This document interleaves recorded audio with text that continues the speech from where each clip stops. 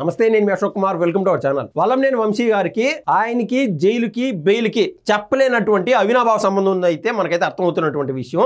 ఆయన ఆల్రెడీ 140 రోజుల పాటు జైల్లో ఉండొచ్చాడు. అది ఏ విషయంలో అంటే ఓవర్ నైట్ ఇళ్ల పట్టాలు పంచినాడు.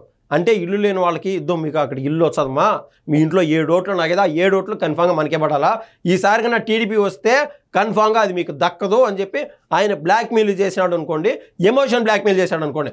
ఆ రకాన ఫేక్ పట్టాలు దాదాపు 10,000 పైన పుట్టించాడు.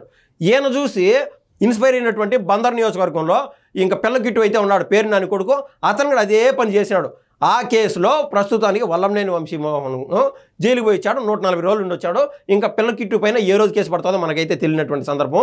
అయితే ఈయన ఒక్కసారి ఆ కేసులో జైలు పోయిన తర్వాత 10ల సంఖ్యలో కేసులు పడినాయి. ఇంకా ఈయన ఎవరైతే వేరే వాళ్ళు బెదిరించారో అటోళ్ళందరూ వచ్చి కేసులు పెట్టడం మొదలుపెట్టారు. ఈ క్రమంలో ప్రతి కేసుకి ఆయన అయితే అనుభవించినాడు. ప్రస్తుతం అయితే బెయిల్లో ఉన్నాడు. ఇంకా తుది తీర్పులు అయితే రావాల్సినటువంటి పరిస్థితి. ఈ క్రమంలో చేసినటువంటి తప్పులు ఎక్కడికి బాగు కదా. నేను అంటాంది ఆయన ఏదో నారా లోకేష్ గారిని బూతులు తిట్టినారనో, బాబు గారిని బూతులు తిట్టినారనో, పవన్ కళ్యాణ్ గారిని తిట్టినారనో నేను చెప్పట్లా. ఆయన చేసినటువంటి అవినీతి కార్యక్రమాల గురించి చెప్తున్నా. ఆయన చేసినటువంటి ఇంకో కొన్ని అవినీతి కార్యక్రమాలు వెలుగులోకి వచ్చాయి. అదేంటంటే భూ కబ్జాలు చేశాడు. ఎంత అంటే చెప్పలేనంత. గతంలో కూడా మనం కొన్ని వాదనలు వినేవాళ్ళం.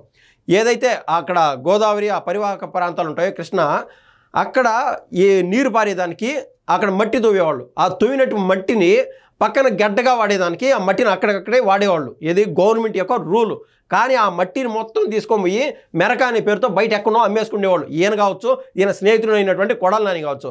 ఇటువంటి కుంభకోణాలు అనేకం చేశారు.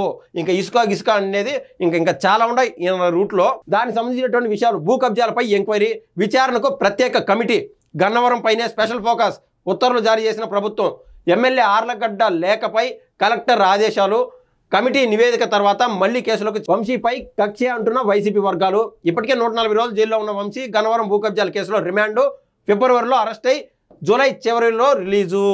ఎవరు కూడా పాపం ఉండేటువంటి వాళ్ళు ఎవరూ లేరు. ఇంకా జగన్మోహన్ రెడ్డి గారు అయితే ఆయన్ని ఆడికి పోయి ఏమైనా పాపం అంటాడు అనుకుంటే అట్ట కాదు, ఈయన అందగాడని చెప్పి అరెస్ట్ చేశారని చెప్పినటువంటి పరిస్థితి. ఏది ఏమైనా కూడా కాలం జరిగే కొద్దీ జగన్మోహన్ రెడ్డి గారిలో కూడా పరివర్తన అయితే వస్తుందని మనం అయితే చెప్పచ్చు.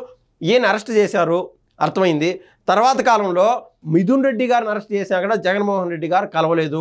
ఎందుకంటే లాజిక్ ఏంటంటే, ఇప్పుడు ఈ వల్లంనేని వంశీమోహన్ సొంత ఎజెండాతో సొంత నియోజకవర్గంలో ఈయన అవినీతి చేస్తూ వచ్చాడు. ఏమైనా విడుదల రజనీ గారు కూడా ఏదైతే 2,20,00,000 రూపాయలకు సంబంధించినటువంటి వ్యవహారంలో సొంత ధనార్జన కోసం చేసినటువంటి పరిస్థితి. దీన్ని జగన్మోహన్ రెడ్డి గారికి డబ్బులు పంపించట్లేరు వాస్తవంగా. సో నీ ఎలాగో మళ్ళీగానే అధికారంలోకి వచ్చింటే వీళ్ళకేంటే మొట్టికాయలు పడింటికి జగన్మోహన్ రెడ్డి గారు ఈయన కలవడానికి కారణం ఏంది? అవినీతి కేసులో వీళ్ళు ఇరకపోయినారు. జగన్మోహన్ రెడ్డి గారికి వీళ్ళకు కనెక్షనే లేదు అవినీతిలో. కాబట్టి ఆయన జైలు వరకు పోయి ఏంది బా కథ ఏంది అని చెప్పి ఆయన విడుదలైన రోజు లేకుండా ఉంటే ఒక రోజు ప్రెస్ మీట్ పెట్టినటువంటి పరిస్థితిని మనం చూసాం. కానీ మిథున్ రెడ్డిని ఎందుకు కలవలేదు అనేది ఓపెన్ లాజిక్. ఎవరంటే ఎవరు వచ్చి కింద బూతులు పెడతా ఉంటారు కదా కొంతమంది, వాళ్ళనైతే అడుగుతున్నా, ఎందుకు మిథున్ రెడ్డి గారిని కలవలేదు అంటే ఆ కేసులో జగన్మోహన్ రెడ్డి గారికి డైరెక్ట్ లింక్ ఉంది మద్యం స్కామ్లో. సో ఈయన పైన ఉన్నటువంటి ప్రేమ మిథున్ రెడ్డి పైన లేదని చెప్పొచ్చా? అలా ఏం లేదు. మొత్తం డిప్యూటీ చీఫ్ మినిస్టర్ హోదాలో లేరిగిని పెద్దిరెడ్డి రామచంద్రారెడ్డి. రాయలసీమలో అన్అఫీషియల్ సీఎం ఎవరన్నా ఉన్నారంటే పెద్దిరెడ్డి రామచంద్రారెడ్డి అని చెప్పి గతంలో కూడా అనేక మార్లు మేము విన్నటువంటి పరిస్థితి.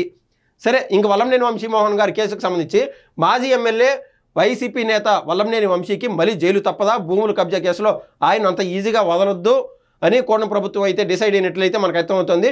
వంశీ మొత్తం ఆక్రమణల హిస్టరీ తవ్వే పనిలో ప్రభుత్వ పెద్దలు ఉన్నారు అంటే అవుననే తెలుస్తోంది. తాజాగా సోమవారం గన్నవరం నియోజకవర్గంలో ప్రభుత్వ భూముల ఆక్రమణలపై విచారణ కోసం ఓ కమిటీని కోటం ప్రభుత్వం నియమించింది. నియోజకవర్గంలోని బాపులపాడు, ఉంగుటూరు, గన్నవరం మండలాల్లోని చెరువులు, వాగులు, ప్రభుత్వ భూములు ఆక్రమణపై పూర్తి స్థాయిలో విచారణ చేపట్టాలని నిర్ణయం తీసుకుంది కోటం ప్రభుత్వం. ఈ మేరకు గన్నవరం ఎమ్మెల్యే యార్లగడ్డ వెంకట్రావు రాసిన లేఖపై స్పందించి విచారణ కమిటీని నియమించారు జిల్లా కలెక్టర్ అయినటువంటి డీకే బాలాజీ. నియోజకవర్గంలో ప్రభుత్వ భూములు ఆక్రమణలపై పూర్తి వివరాలు సేకరించాలని కలెక్టర్ డీకే బాలాజీ నిర్ణయం తీసుకున్నారు. దీన్ని బట్టి అర్థమైంది మనకి ఏదైతే రాశారో వాగులు, వంకలు, చెరువులు ఏ ఒక్క దాన్ని వదలలేదు.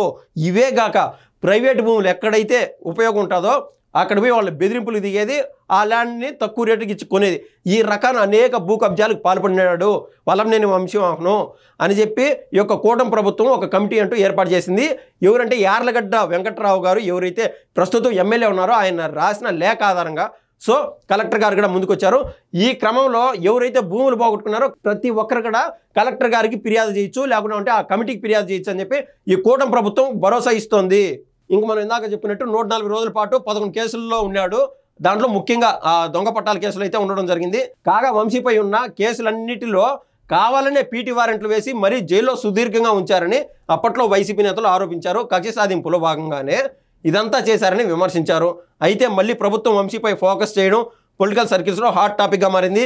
చంద్రబాబు వంశీను పర్సనల్గా తీసుకుని ఉండవచ్చన్న అనుమానాన్ని పలువురు వైసీపీ నేతలు వ్యక్తం చేయడం గమనార్హం.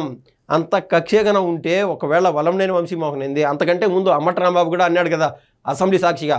సో తప్పులు చేసినప్పుడు ఎవరైతే ఆ విజిలెన్స్ దర్యాప్తులో దొరికిపోయినారో దొరికిన తదనంతరం ఇమ్మీడియట్గా అటువంటి వాళ్ళు జైలుకి పోతున్నారు. సో ఈ లెక్కను చూస్తే అంబటి రాంబాబు గారు కూడా అతి త్వరలో జైలుకు పోయే అవకాశం ఉంది.